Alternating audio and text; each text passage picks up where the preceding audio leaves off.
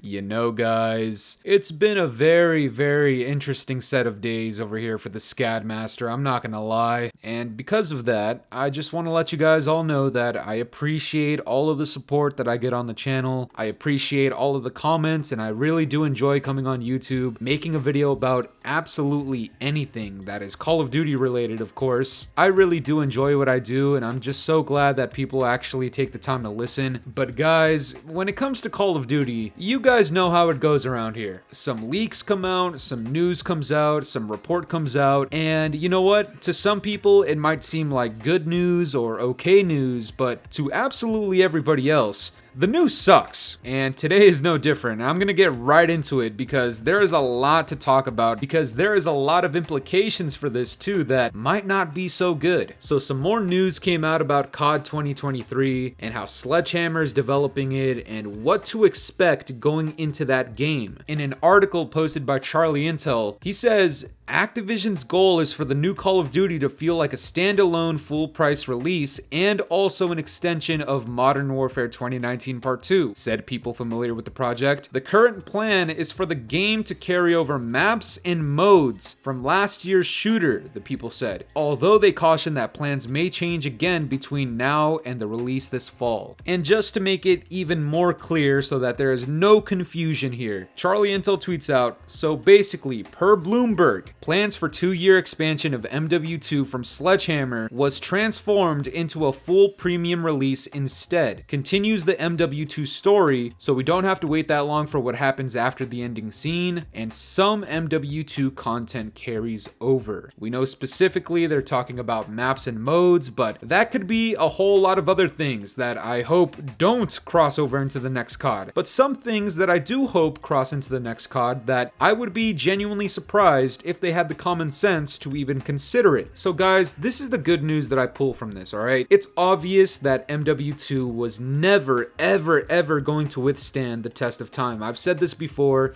this game just doesn't have what it takes. It doesn't have the soul, it doesn't have the replayability factor, it doesn't really have the traditional Call of Duty addictiveness that we used to have back in the day, certainly doesn't have any of the content needed to survive over a year long, and if that's not bad enough, Infinity Ward is just god-awful at everything they do. I mean, let's be honest, what are they working on in this game if Sledgehammer's working on the next title, Treyarch's doing ranked play, which is the most popular thing about this game right now, Warzone's being handled by Raven Software, what is Infinity Ward doing? We've talked about this a lot. So yeah, the good news is we don't really need to deal with this game for over a year, because there's just no way that was ever gonna end well. But the bad news is, and this should be obvious, whatever they're concocting, Sledgehammer Games creating anything where the vision for the project is constantly being changed and just abruptly turning into something else, there's no way this is going to turn out well. There's no way this is going to come out smoothly at all. And the things we've been expecting with every single Call of Duty launch since MW 2019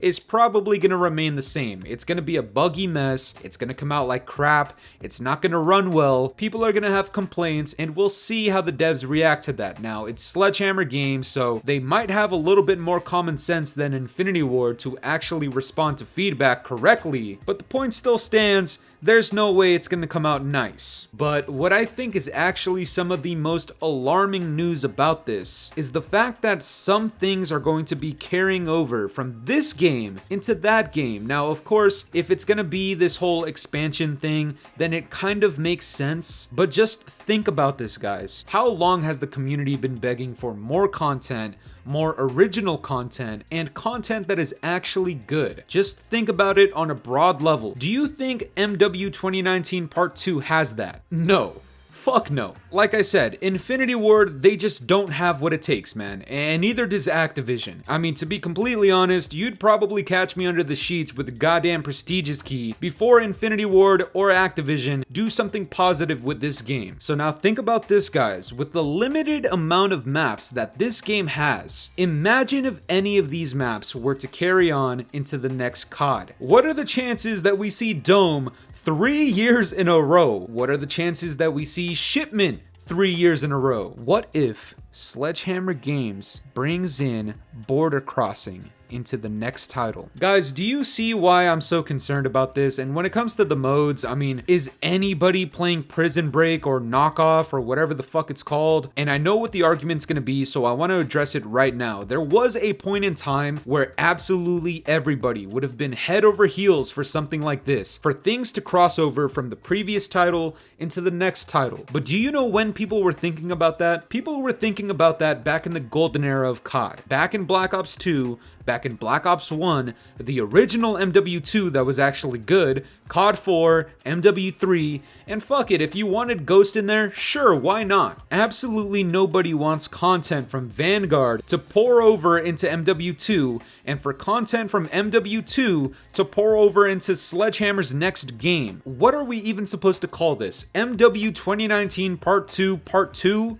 MW 2019 Part 3? It just sounds like none of this has really been thought out. Now, I will say, the fact that it's continuing in the MW universe, I guess for campaign's sake, that's kind of cool, I guess. But what do we really care about? We care about multiplayer. We don't care about DMZ. I wouldn't be surprised if DMZ's in the next COD. Warzone players are very much well fed, and of course, they're going to be catered to next year as well. So when it comes to multiplayer fans, whenever we see any maps pour over from this game into the next, I don't know if that counts as good news. If this were like 10, 12 years ago, yeah, I'd be stoked. But the content in this game is simply just not good. I don't want to see it in the next COD. However, there is one thing, and one thing specifically, that I actually do want to cross over from previous titles into the next, going forward, forever, continuously. That would be the mastery camos. I've heard other people talk about this. Narrow Cinema talks about it all the time. By the way, rest in peace to his channel. That fucking sucks. You hate to see it. I don't really want to see Elon Musk's goddamn naked almond face ever again in my YouTube feed, but it is what it is, I guess. But for certain mastery camos to carry on over into the next COD, I've always thought would be an amazing idea. We go through all of the hard work trying to get Damascus, trying to get Dark Matter, trying to get Atomic. In this game, we're trying to get Orion, and it's a grind that people want to do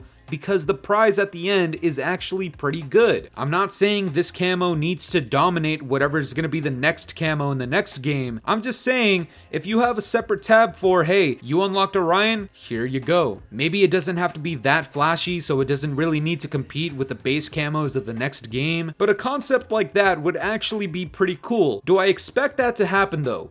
No. Not at all. What I do expect are these horrible modes like DMZ and Prison Escape and Break Off, Knockoff, whatever it's called, fucking pin the tail on the Bobby Cosby. But why do I already feel like this next title is just not gonna deliver what the community actually wants? Why am I getting that feeling? Well, because, like I said in the beginning of the video, when you have a certain plan for a project and then last minute it just cuts into something entirely different, of course they're gonna try to mesh the two ideas as best as possible, but that just sounds messy. It doesn't sound like it's gonna come out very good, especially with Sledgehammer coming off of Vanguard. I just don't really know if this is a good idea. Personally, I have Infinity Ward to blame because they could have pulled off the 2-year title. It could have happened. It could have been the first COD in history to do that, but nope. The developers didn't listen to the feedback. All of the things that I complained about in this game, everybody told me to stop hating, and guess what? Those things turned out to be the downfall of this game, and now we're in this weird situation where this game isn't going to be 2 years long, it's going to be 1 year long,